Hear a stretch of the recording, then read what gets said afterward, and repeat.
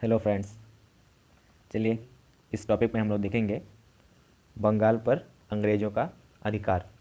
कहा जाता है कि मुग़ल साम्राज्य में जो सबसे ज़्यादा संपन्न कोई प्रांत था तो वो बंगाल था।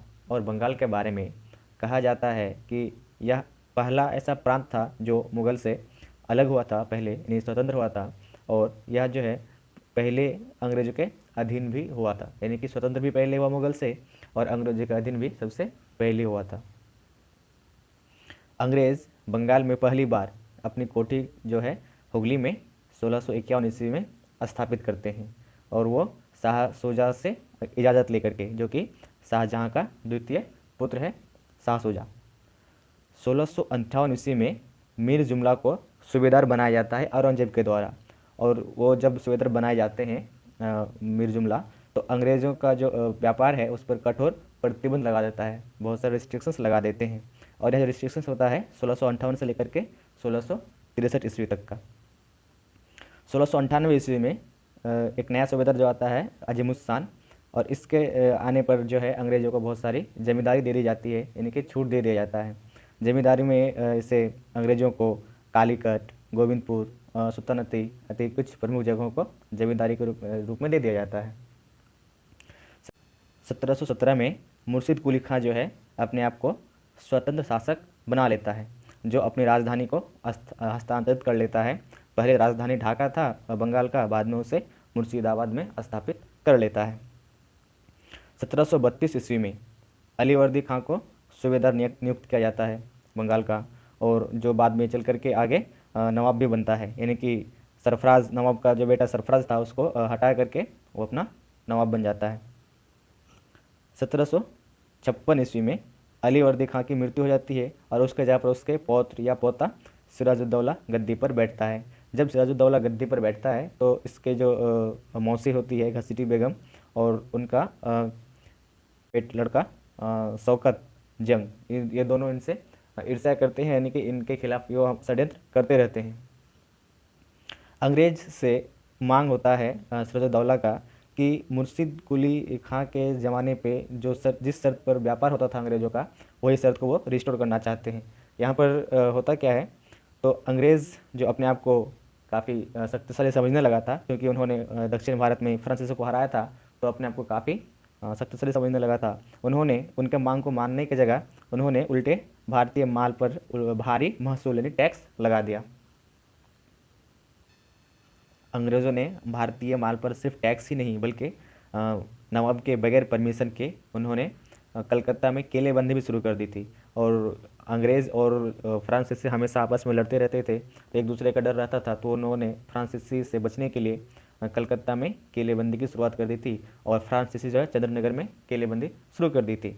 इतनी हिम्मत दिखाने लगे थे अंग्रेज़ लोग। फिर नवाब की तरफ से आदेश होता है अंग्रेज़ और फ्रांसीसी दोनों के लिए कि जो किला बनाया जा रहा था उसको वो गिरा दे। लेकिन इसमें क्या होता है, फ्रांस तो मान जाता है किला को गिराने के लिए, लेकिन अंग्रेज़ जो है किला गिराने से इनकार कर देता है, यानी कि नवाब का जो आदेश है उसका उल्लंघन करता है। फिर 20 जून 1756 ईस्वी में नवाब जो है फोर्ट विलियम, यानी कि जो कलकत्ता पर जो बन रहा था किला, उस पर आक्रमण करता है और बहुत आसानी से उसको जीत जाता है। अंग्रेज़ों को आसानी से हरा करके वापस फिर लौट जाते हैं और खुशियाँ मनाने लगते हैं और अंग्रेज़ों को छोड़ देते हैं। फिर आगे क्या होता है, इसी दिन यानी कि 20 जून की ही रात की एक घटना है, कालकोठरी का घटना, जिसको ब्लैक होल ट्रेजेडी के नाम से भी जानते हैं। इस घटना के बारे में कहा जाता है कि 146 अंग्रेज़ों को एक छोटी सी कोठरी में रखा गया था 20 जून की रात को, और उसको बंद कर दिया गया था। अगले दिन जब सुबह अगले दिन सुबह जो है फिर वहाँ पर पता चला कि 23 व्यक्ति ही जिंदा बचे थे, बाकी सारे 123 लोग मारे गए थे, जिसमें एक हालवेल भी व्यक्ति था जो कि इसमें 23 व्यक्तियों में शामिल था, जो बच गया था। और उन्होंने इस घटना को जो बताने वाला जो है वो हालवेल ही है, यानी कि यह घटना हालवेल के अनुसार ही बताया जाता है, जो कि इसके विश्वसनीयता पर बहुत सवाल खड़ा होता है। 2 जनवरी 1757 को क्लाइव कलकत्ता पर दोबारा जो है अधिकार कर लेता है, और अधिकार करने के साथ ही नवाब के से युद्ध का घोषणा भी कर देता है।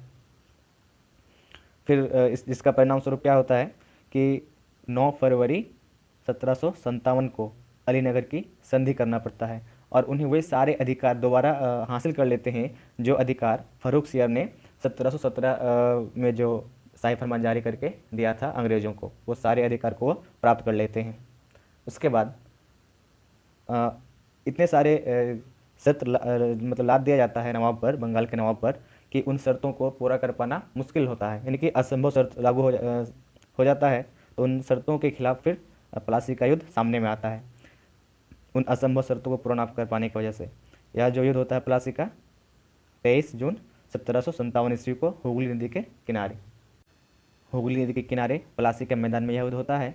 और यह युद्ध जो होता है पहले से ही फिक्स्ड होता है, यानी कि अंग्रेज़ और नवाब के सैनिकों के बीच छोटी सी एक सैनिक झड़प होती है और जिसमें अंग्रेज़ जीत जाते हैं। क्योंकि इसके जीतने के पीछे, अंग्रेज़ के जीतने के पीछे क्या कारण था, तो मीर जाफ़र, राय दुर्लभ, जगत सेठ, मानिक चंद्र, अमीन चंद्र जैसे गद्दार जो है अंग्रेज़ों से मिल गए थे, जिसके कारण नवाब को हार का सामना करना पड़ता है। मीर मदन और मोहनलाल जो थे वो देशभक्ति के साथ, यानी कि बहुत ही बहादुरी के साथ नवाब के लिए लड़ाई किया और शहीद हो गए। बंगाल जो है इसके बाद प्लासी के युद्ध के बाद बंगाल अंग्रेज़ों के कंप्लीट अधीन हो गया, और जो कि फिर कभी बंगाल जो है स्वतंत्र ना हो सका दोबारा। मीर जाफ़र जो है एक कठपुतली शासक बन करके रह गया अंग्रेज़ों का। ये तब तक शासक बनकर रहा जब तक वो अंग्रेज़ों का मांग पूरा किया, यानी कि अंग्रेजी की जो आशाएं थी, आकांक्षाएं थी, उनको पूरा करता रहा। और जैसे ही उन आकांक्षाओं को पूरा नहीं कर पाया तो उसको शासक से हटा करके, उसको गद्दी से हटा करके फिर मीर कासिम को बैठाया गया। मुर्शिदाबाद के एक दरबारी ने मीर जाफ़र के बारे में कहा था कि यह जो है क्लाइव का, यानी मीर जाफ़र जो है क्लाइव का गीदड़ मात्र है। अक्टूबर 1760 ईस्वी को मीर जाफ़र का जो दामाद है मीर कासिम, उसको अंग्रेज़ों के द्वारा नवाब बनाया गया, जिन्होंने नवाब बनने के साथ ही राजधानी को बदला। मुर्शिदाबाद से मुंगेर ले गया अपना राजधानी को, जहां उन्होंने बंदूक और तोप का कारखाना स्थापित किया। साथ ही सैनिकों में वृद्धि की, आर्थिक सुधार का प्रयास किया, और दस्तक जो कि एक बिना चुंगी का व्यापार का अधिकार था, अंग्रेज़ों को मिला हुआ था, उनका काफ़ी ज़्यादा दुरुपयोग करने लगा था। तो इन दुरुपयोग को देख करके, दस्तक का दुरुपयोग को देखते हुए मीर कासिम ने सभी प्रकार के जो व्यापारिक कर थे, आंतरिक कर, उसको हटा लिया, क्योंकि ये सिर्फ भारतीय व्यापारियों के लिए बच गया था और अंग्रेज़ इससे बच जा रहे थे इसका दुरुपयोग करते हुए। तो उन्होंने इसको हटा लिया ताकि भारतीय जो व्यापारी हैं उनको भी लाभ हो सके। और कहा जाता है कि ये जो आंतरिक कर को जो हटा लिया था मीर कासिम ने, यही आगे चल करके बक्सर का युद्ध का कारण बना, क्योंकि इससे अंग्रेज़ व्यापारियों को घाटा या फिर नुकसान होने लगा था। फिर होता है बक्सर का युद्ध 1764 ईस्वी में। 22 अक्टूबर 1764 को कंपनी और नवाब के सेनाओं के बीच झड़प होता है, जिससे मीर कासिम को शासक से हटा देता है, गद्दी से हटा देता है। वो भाग करके अवध में जाके शरण लेते हैं, और वहाँ पर जा करके अवध का नवाब शुजाउद्दौला और मुगल सम्राट शाह आलम द्वितीय और मीर कासिम खुद तीनों मिल करके अंग्रेज सेनापति हेक्टर मुनरो का सामना करते हैं। इसके नेतृत्व में, हेक्टर मुनरो के नेतृत्व में अंग्रेजी सेना का सामना करते हैं, और वो वहाँ पे तीनों जो है संयुक्त सेना हार जाती है, और तीनों ही फिर बाद में कठपुतली बन करके रह जाता है अंग्रेज़ों का। मीर कासिम की बढ़ती हुई शक्ति को देख करके अंग्रेज परेशान हो जाते हैं, उनके आंखों में खटकने लगता है, तो उसे पुनः दोबारा जो है हटा देता है, और हटाकर मीर जाफ़र को नवाब बना देता है। 1765 ईस्वी में मीर जाफ़र का मृत्यु हो जाती है। उसके बाद उसका जो एक पुत्र है नज़मुद्दौला, जो कि अयोग्य पुत्र होता है, बहुत ज़्यादा शक्तिशाली नहीं था, उसको नवाब बना दिया। और फिर क्लाइव का जो दूसरा काल शुरू होता है, उस दूसरे काल में 12 अगस्त 1765 ईस्वी को शाह आलम द्वितीय से बंगाल, बिहार और उड़ीसा का दीवानी प्राप्त कर लेता है।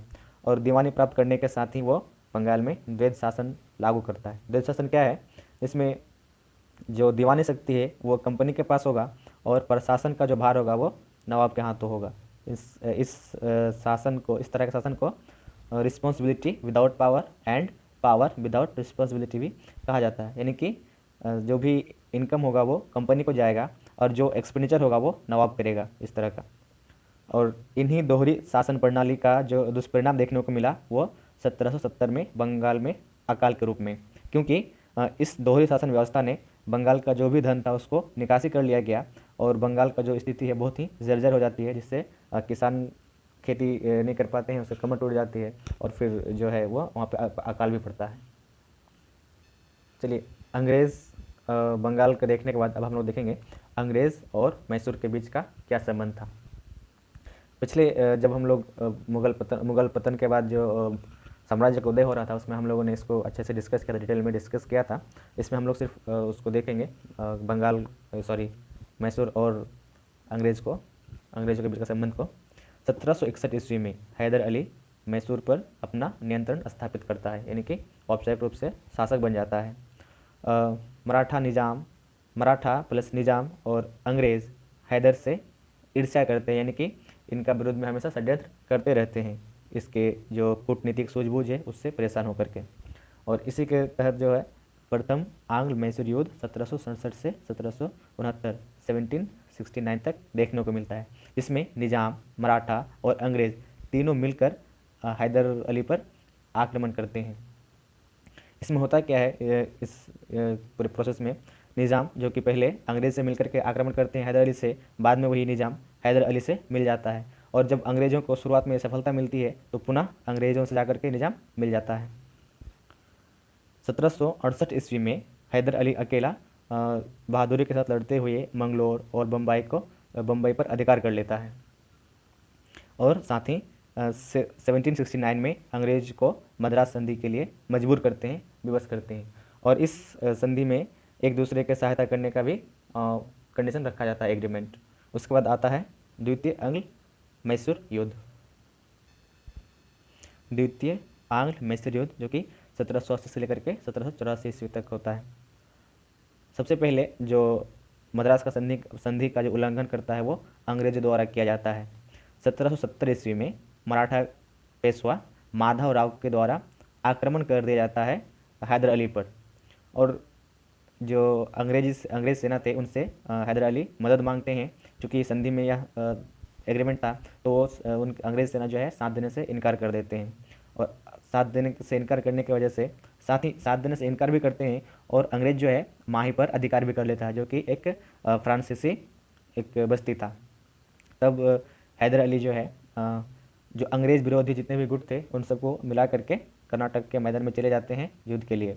जो कर्नल वेली है उनके द्वारा उनका सामना करते हैं और उसको बहुत आसानी से हरा देते हैं। फिर बाद में क्या होता है कि जो गुट अंग्रेज़ों के विरुद्ध था, जिसमें महादजी सिंधिया भी थे और हैदराबाद का निज़ाम भी था, ये दोनों अलग हो जाते हैं, यानी कि अंग्रेज इसको हैदर अली से अलग करने में सफल होते हैं और फिर 1781 ईस्वी में आयरकुट से हैदर अली पराजित होता है, जो कि बाद में दिसंबर 1782 ईस्वी में उसकी मृत्यु हो जाती है। इसके बाद तृतीय आंग्ल मैसूर युद्ध जो कि 1790 से लेकर के 1792 ईस्वी तक चला।